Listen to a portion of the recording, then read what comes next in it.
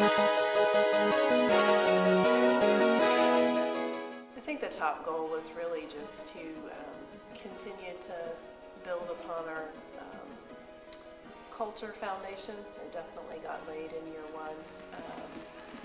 Last year, things like expectations, responses to things, how we communicate, how we resolve conflict, those are all cultural things. And so continuing to build on that, but then integrating 5 new people into that culture.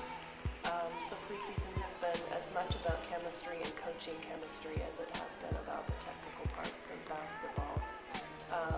Then secondarily, the first 4 weeks were spent, just conditioning, strength training, trying to build a basketball-specific cardio foundation. I'm really pleased with that. I think in our 2 scrimmages, we were able to get out and run. We were able to sustain what I was hoping for in segments of pretty intense basketball.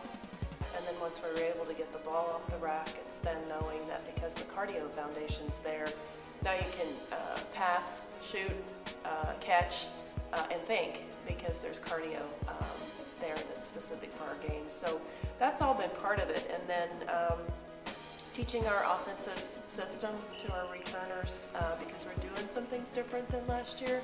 I think I'm holding on to some things that are true about me as a coach, but I'm also letting go of some things that maybe don't fit the personnel that I have.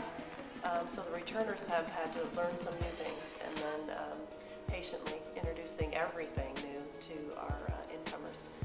Coach Shade handles our defense, and she's been doing a great job just working on basic man-to-man principles, off-ball positioning, making it possible for them to be successful by the time their player gets the ball. And then, like any coach, trying to figure out what rotation we're going to have. We have freshmen that are going to definitely be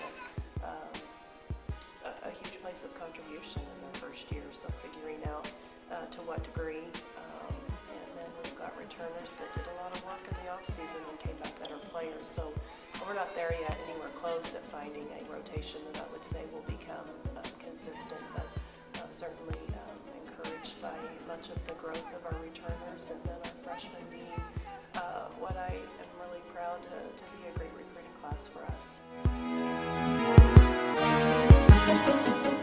Well, it's interesting. We have 7 returners and 5 new people, so we're pretty close to being balanced in new and returners, and we have a non-existent sophomore class.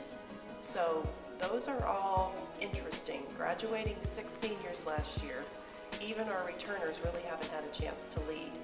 So now they're maybe being pushed into some leadership, but they have some freshmen that came in confident but not arrogant. So there's that issue of freshmen, you're not waiting in line to lead. As long as you're doing everything that we ask with great work ethic, you should lead. And then our returners who are being expected to lead but maybe not being comfortable there. So I would say our chemistry is in that we don't divide, that we don't have our returners say it's us and them. It's returners and newcomers.